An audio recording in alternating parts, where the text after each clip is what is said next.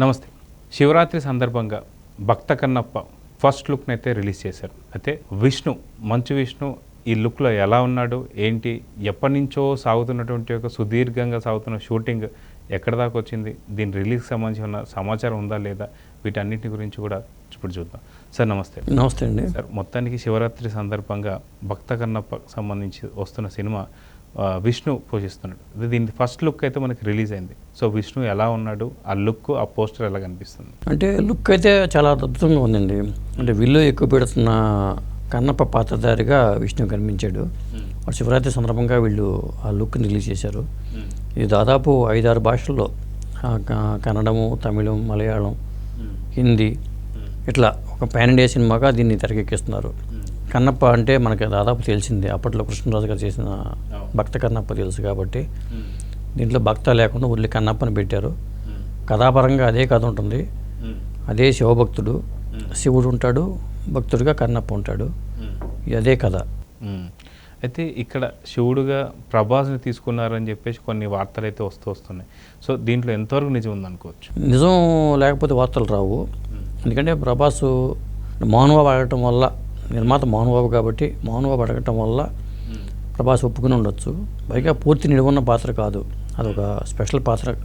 ఎందుకంటే కన్నప్పకి శివుడు ప్రత్యక్షం అయ్యేది కొన్ని దృశ్యాలే ఉంటాయి కాబట్టి నాకు తెలిసి ఒక 2-3 రోజులు షూటింగ్, ఒక వారం రోజులు షూటింగ్తోనే అయిపోద్ది. కాబట్టి అంగీకరించి ఉండొచ్చు.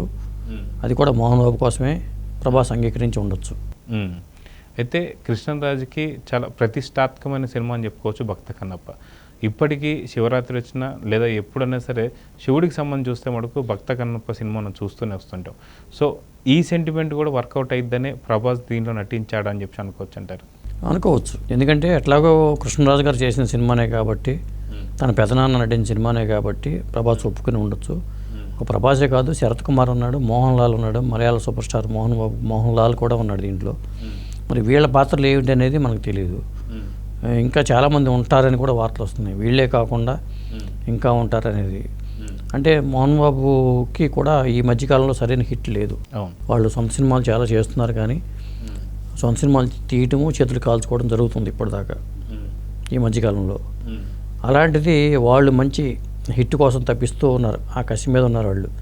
పైగా తన కుమారుడు విష్ణుకి ఒక మంచి హిట్ ఇవ్వాలనేది కోరిక కూడా ఉంది. అందులో భాగంగానే కన్నప్ప స్టోరీని ఎంచుకున్నారు. ఈ కథ మీద బాగా కసరత్తులు చేశారు వాళ్ళు. మరి చూడాలి ఏం జరుగుతుందో ఏంటనేది. రిలీజ్ ఎప్పుడనేది మనం ఇప్పుడే చెప్పలేము, వాళ్ళు డేట్ కూడా ఇచ్చినట్టు లేరు. ఇది మొత్తానికి 'భక్త కన్నప్ప' చూసుకుంటే దీంట్లో చాలామంది అతిరథ మహారథులు అందరూ కూడా ఉన్నారని చెప్పేసి, అదే ఎప్పటి నుంచో హిట్ అనేది విష్ణుకు లేదు. సో తెలుగు ఇండస్ట్రీలో చాలా కాలం నుంచి హిట్ లేనటువంటి హీరో ఎవరంటే ఖచ్చితంగా ఫస్ట్ విష్ణు అని చెప్పుకోవచ్చు, లేదా మంచు ఫ్యామిలీ అని చెప్పుకోవచ్చు. సో మంచు ఫ్యామిలీకి మంచి రోజులు ఈ సినిమాతో రాబోతున్నాయని చెప్పి అనుకోవచ్చా? అది భక్తి సినిమా కాబట్టి మంచి రోజులు వస్తాయని భగవంతుడు ఇవ్వాలని కోరుకుందాం. అట్లా శివరాత్రి రోజున వాళ్ళు సెంటిమెంట్తో రిలీజ్ చేశారు కాబట్టి.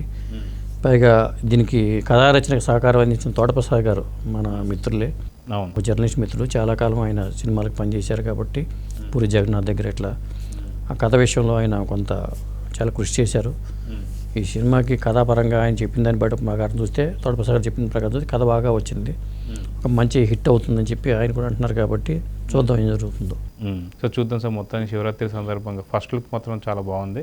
సో సినిమా కూడా మంచి హిట్ కావాలి, మంచు ఫ్యామిలీకి మంచి హిట్ రావాలని చెప్పి కోరుకుందాం.